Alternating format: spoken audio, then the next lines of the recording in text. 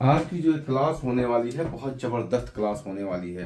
कहने का मतलब जो सबसे ज़्यादा जो है बोलने में यूज होता है उस चीज़ के बारे में मैं बताऊंगा, आप लोगों को सिखाऊंगा। और वो चीज़ आपको आ गया तो आप बड़ी आसानी से अंग्रेजी लिखना भी जान जाएंगे और अंग्रेजी बोलना भी जान जाएंगे। और बोलना बहुत ज़्यादा इंपॉर्टेंट है, क्योंकि अगर हमें बोलना आ गया तो हम आसानी से वो चीज़ लिख सकते हैं, जिसको हम कहते हैं प्रेजेंट इंडेफिनिट टेंस या सिंपल प्रेजेंट टेंस।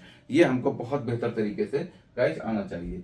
वो क्या है, कैसे है, आपको रूल रेगुलेशन से पहले मैं समझाता हूँ। पहले एग्जांपल आप लोगों को देता हूँ। जैसे मैं कहता हूँ हम रोज डेली सुबह क्या काम करते हैं। रोज डेली हम सुबह उठते हैं, उसके बाद में अपने घर के बाहर जाते हैं, ज़रूरत पड़ी तो पार्क जाते हैं, वहाँ पे एक्सरसाइज करते हैं, फिर आते हैं, नहाते हैं, फिर नाश्ता वगैरह कर करके फिर हम अपने काम पे जाते हैं। देखा गाइस, मैंने जितने भी सेंटेंस बोले सब में लास्ट में ता है, ती है, ते है, तू हूँ आ गया। इस तरीके से यही होता है, जिस वाक्य के अंत में ता है, ती है, ते है, ये सब आ जाए तो 99% जो है ये क्या होते हैं, सिंपल प्रेजेंट यानी कि प्रेजेंट इंडेफिनिट टेंस होते हैं। और इनको बनाने के लिए जिस तरीके से हमें छत पे चढ़ने के लिए सीढ़ियों की जरूरत पड़ती है, तो ठीक उसी तरीके से इसको सेंटेंस को बनाने के लिए हमें हेल्पिंग वर्ब डू या डज इसमें हम लगाते हैं। और अगर सिंपल बनाना हो तो यस या यस लगाते हैं वर्ब में। अब जैसे मैं सेंटेंस ले लेता हूं कि वो खेलता है,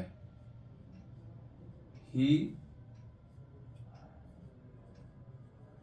प्लेज। आपने देखा सब्जेक्ट ये है और वह खेलता है, ये मेन वर्ब है। मेन वर्ब की पांचवी फॉर्म यानी कि प्ले मीन्स होता है खेलना,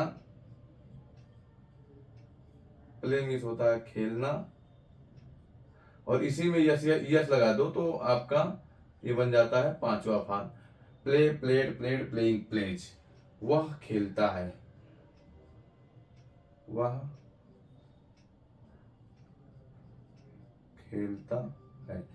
इसी को हमें नहीं में बनाना हो कि जैसे वह नहीं खेलता है।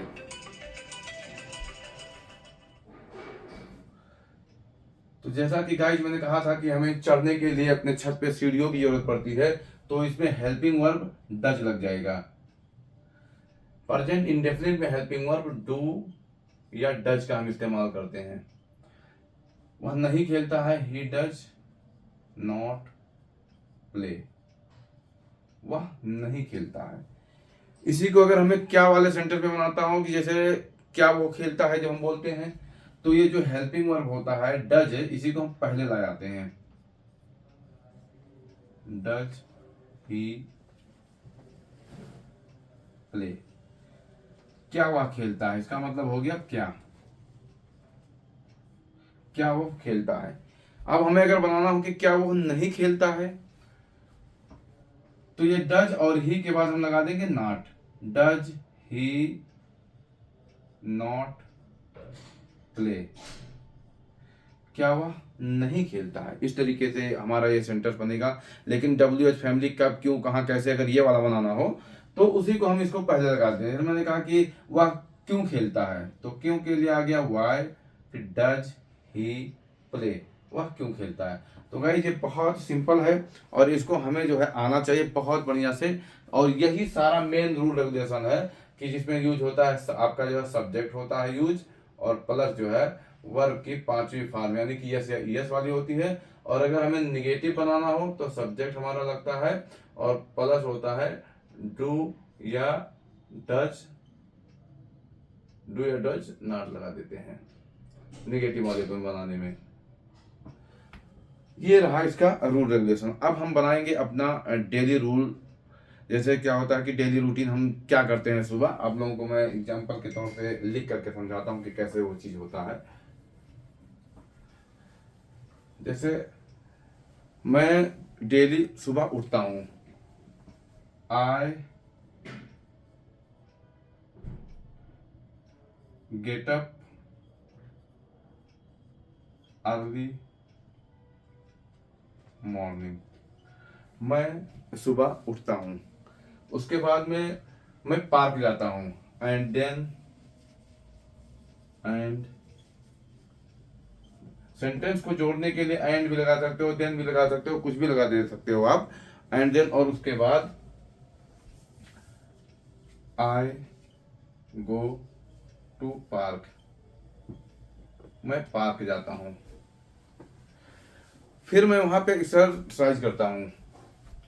देन फिर आई एक्सरसाइज देयर, फिर मैं वहां एक्सरसाइज करता हूं। And after that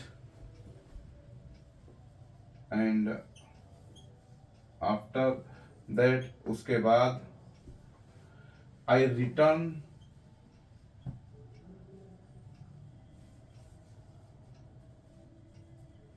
my home, फिर मैं अपने घर वापस आता हूं।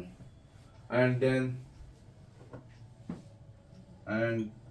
Then after having breakfast, after having breakfast I go to Gurgaon, I go to Gurgaon. तो गाइज आपने देखा कि कैसे मैंने डेली रूटीन बहुत शार्ट करके बताया। यह सारा यूज हुआ है, किस चीज का इस्तेमाल हुआ है, यही जो है सब्जेक्ट और वर्ब के जो है पांचवें फॉर्म में यस या यस लगा करके, कभी वर्ब का पांचवा फॉर्म, कभी वर्ब का मेन फॉर्म, ये लगा करके हम सेंटेंस बनाते हैं। इसमें हम ये भी लिख सकते हैं कि जैसे वर्ब में यस या यस लगा देते हैं।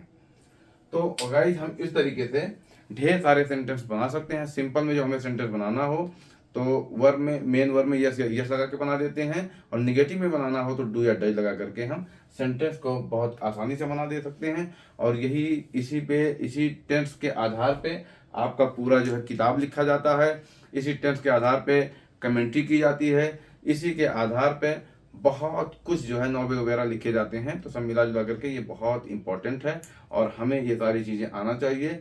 और पूरी की पूरी किताबें इसी पे जो है 99% लिखी रहती हैं, इसलिए हमें इसको रूल रेगुलेशन को बहुत बढ़िया से आना चाहिए। And guys, in the last I would like to say you, if we want to speak और we want to crack any exam in English, then we will have to do practice, more and more practice।